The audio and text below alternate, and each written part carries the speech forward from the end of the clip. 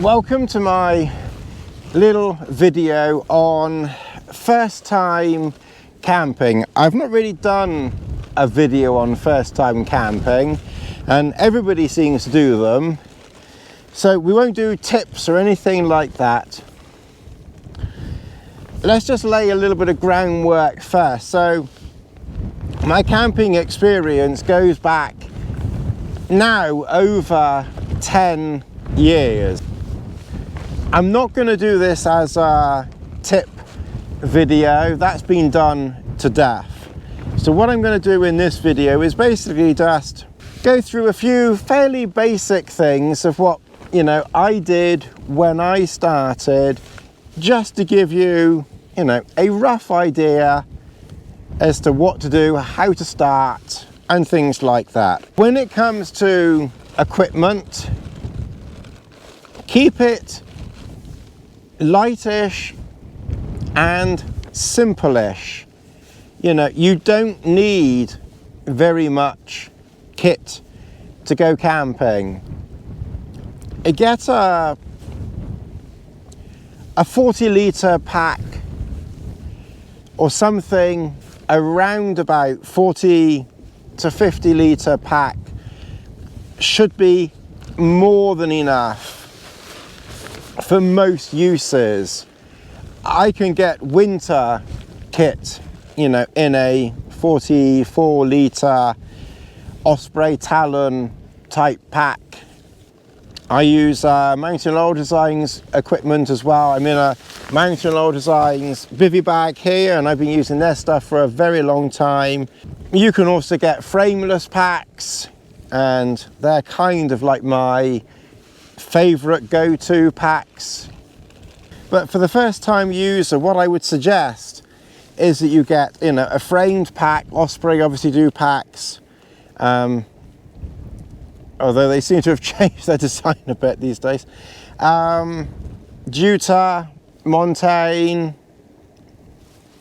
I just find a pack that's not too expensive and not too heavy, because you obviously need a pack. That's the very first thing that you can't get very far without your pack. Some advice, of course, and it's very good advice actually, would be to get the pack last. So you could also do it that way around as well. Get your kit, figure out how much your kit is in weight, volume. What you can do is take all of your kit to your local outdoor store and try packing it in various packs. Generally speaking, around about 40 to 50 litres pack should be more than enough for your uses. The next thing that you need is a sleeping bag. Now, if you're going in the summer months, spring, summer months, get a sleeping bag that's rated, I would suggest, at least around about a minimum rating of 5 to 10 degrees if you're going in the summer months. I would suggest that you get something that's rated more in the lines of 4 or 5 degrees as a comfort rating with a long zip. And then if it gets too warm, you can undo your zip, and if your zip's undone, then you can air yourself that way. Better to be on the warm side than on the cool side. Down is probably your best option. It's lighter, packed smaller than a synthetic sleeping bag, but obviously if you're allergic to feathers, or if down is a little bit too expensive for you, then you could get a synthetic sleeping bag or a quilt. I'm not going to go into the differences of quilts and sleeping bags here. So get yourself a nice warm down sleeping bag rated around about comfort rating of about 5 degrees with a long zip on it, and that will do you most likely March through to October, give or take. After you've chosen your sleeping bag, you need a nice warm mat to sleep on. Now, I would suggest that you go for a blow up, an inflatable mat. You can get some that have synthetic filling or down filling inside. The one that I prefer is the XTherm Winter, XLite Summer. I've used them for many years, and I would probably recommend that you look at those. They are more expensive. You kind of get what you pay for, and I would suggest that you put your money where your pocket is, as it were, for some comfort when you're sleeping. I think Sea to Summit also do comfortable mats, but I've never used one. So now you've got your sleeping bag, you've got your mat. I would also get a foam mat, just a super lightweight, simple closed cell foam mat. It doesn't have to be expensive. You can find something super cheap on eBay or Amazon or somewhere like that, but just some, and it doesn't have to be the full length of your sleeping bag, but something that's maybe about 2 feet wide and maybe about 1 meter long, and you can use that to sit on when you're in camp, if you just want to sit outside your camp, or if you stop for a tea somewhere, you can just plonk that down on the ground and you've got somewhere quick and simple to sit down and have a break and a cup of tea. You need a tent or a tarp or a bivy bag. Your options here are endless. When I first started 10 years ago, go back into the archives, there are all my videos, all of my camps are here on YouTube. Go back to the beginning, you can work your way through and watch them all if you wish. My very first camp was in a Hillyberg. My second camp was in a Mountain Laurel Designs Trail Star, which is effectively a tarp. There are a myriad of options to choose from there. I would just, rather than naming things, because I've mainly just used just a few. I haven't tried very many. I tended to concentrate on my tarps and a couple of Hillybergs. So I'm probably not the best person to advise on tents, Van Gogh, Hillyberg, Mountain Laurel Designs, Terra Nova.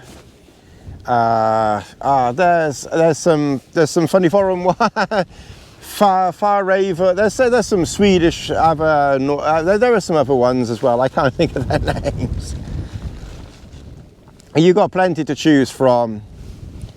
Cooking. You obviously need a cooker because you're going to want something warm to eat in camp. It's not an essential, but it's handy. Just get a simple gas stove. I mean, I use I use a meth stove here. It's my preferred option. Then I know exactly how much fuel I've got. It's lighter, it's more convenient. Unless you literally stand on it, it's completely unbreakable. But for the first time camper, just get a simple burner, just get a very, very simple gas burner, a BSR, or you could get a jet boil, but that's quite expensive for your first time camping. A pocket rocket, something like that type of thing. And make sure you get a windscreen to go around it. And you can get a super cheap pot. You don't have to spend a fortune on a pot. Just get a pot. You need one pot and one cup. I've just used this titanium cup. I've used it for 10 plus years now. Again, there are a million options, you know, available for you. I've got some ad hoc links below for various things that I've used. You can have a little nose down there, but if you do buy anything from those links, you don't have to buy what I'm selecting down below exactly, because they're a bit of a mishmash, to be honest. I just put things down there and then forget what I've put down there. And I certainly haven't put anything specific down there from this list. I'm not trying to sell you anything or flog you anything or anything. So you got your cup, you got your pot, you got your cooking system. Another thing in this day and age that you're probably going to need is a power pack. I use Anker power packs. Our phones and things like that, they tend to take up, you know, quite a lot of power these days, so you don't want to be out of power. So take some spare power with you. Food, just make sure that you have enough food. You can get freeze-dried meals, super light, super simple. Boil your water up, chuck your water in it, that's your dinner done. Or you can take some pasta meals or something like that. They're quick and easy to prepare, and you have a hot meal. Take your tea, your coffee, take some snacks to eat. I recommend taking a chocolate bar or something like that then.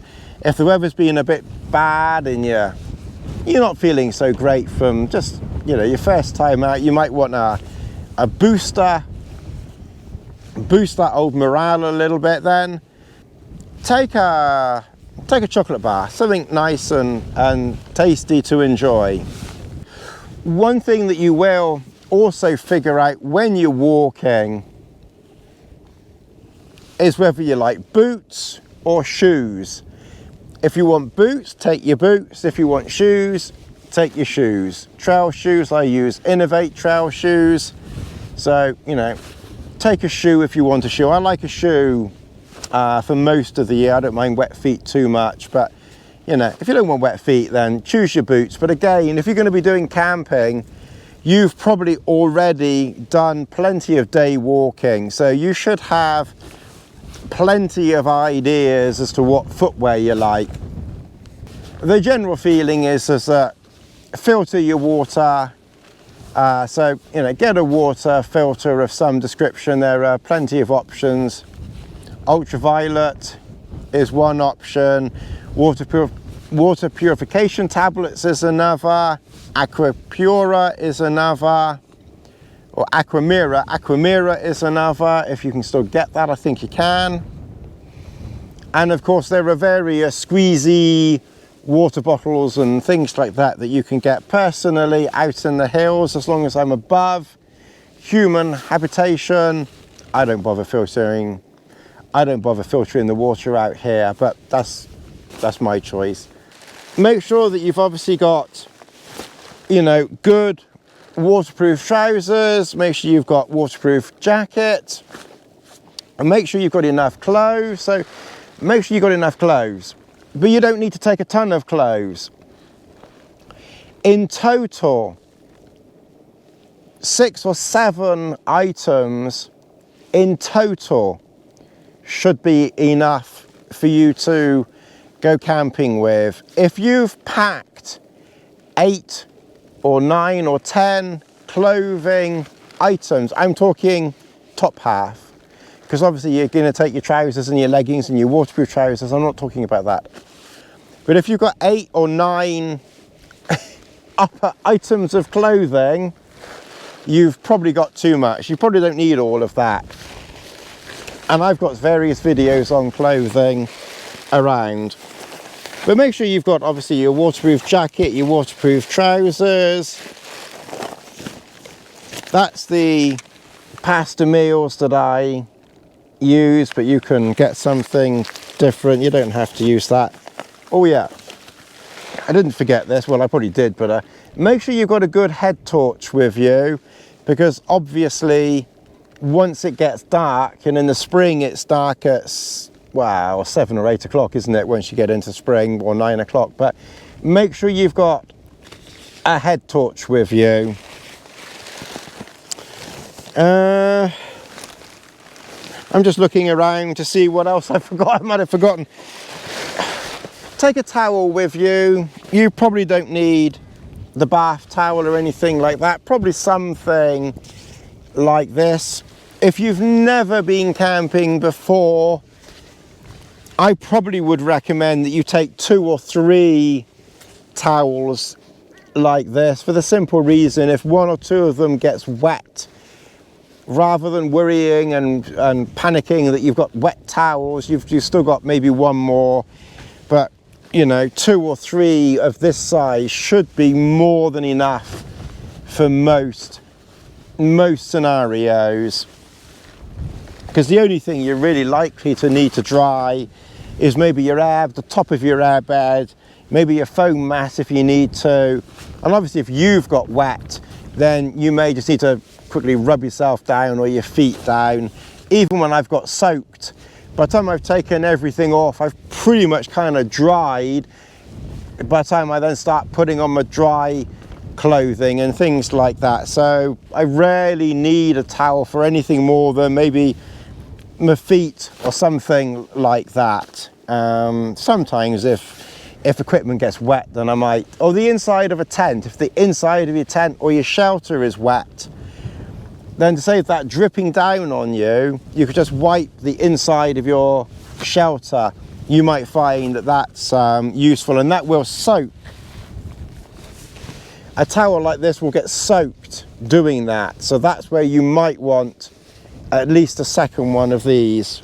Water, obviously make sure that you've got water bladders for having water in camp, and obviously I have a water bottle as well that I have for walking, so I have access to water quickly and easily. I would also recommend that before you go with your power packs and things like this, we'll just do this as a simple example, but depending on what GoPros you have, what phones you have, what cameras you have at home, get all your leads and make sure that every lead goes to every piece of equipment at home, because what you don't want is to get to camp and find that you want to charge your phone up and you've got a cable for your iPhone or whatever and you haven't got a cable for your Android. This is an example. So just make sure that you have leads that match up everything that you take. Don't forget, you know, as we get a bit older, we start to need glasses for seeing. So make sure you take sunglasses, make sure you take eyeglasses if you need them. As it starts to get brighter, you might need sunglasses, take that. Take a hat if it's summer to keep the sun off your head, sun cream. And in the winter, make sure you've got hats and gloves. Now, one thing that I've noticed several YouTubers do, I've noticed twice now, and I don't watch very many YouTube videos, but I've noticed on camping and this type of thing. But what I've noticed, on 2 occasions, someone has lost or misplaced gloves or put them at the bottom of their pack and they haven't got a second pair of gloves with them, and I don't quite understand this. If you go in the winter particularly, take at least, as a minimum, 3 pairs of gloves. 1 for in camp, 1 for walking, and I would take a 3rd pair as well.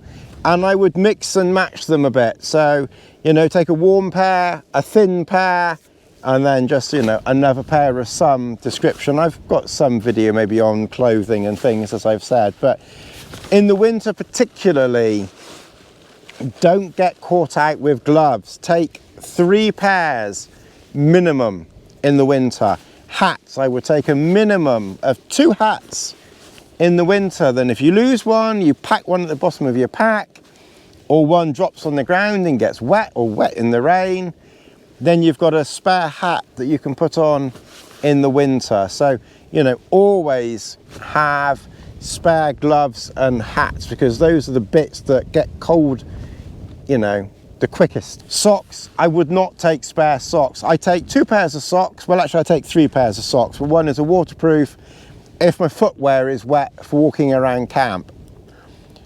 The second pair is the pair of socks that I wear for walking, and then the third pair of socks is a pair that I put on my feet dry in camp and only in camp.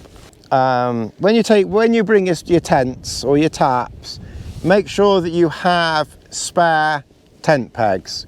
You don't need many extras, but just bring an extra 2 or 3 tent pegs. If you lose one, you can add it in. And I would also mix and match your tent pegs a bit. So rather than just bringing Eastern pegs, really long 9-inch Eastern pegs, or just bringing little tiny pegs, I would bring a little bit of a mix match of everything, so that if the ground is rocky or hard and you can't get one type of peg in, you might be able to jiggle another peg in. And obviously if the ground is soft and your little smaller peg is just a bit too, won't quite hold in that ground, then you can put your larger peg in, and then the small peg can probably go on a less important guy line or a less important holding down point.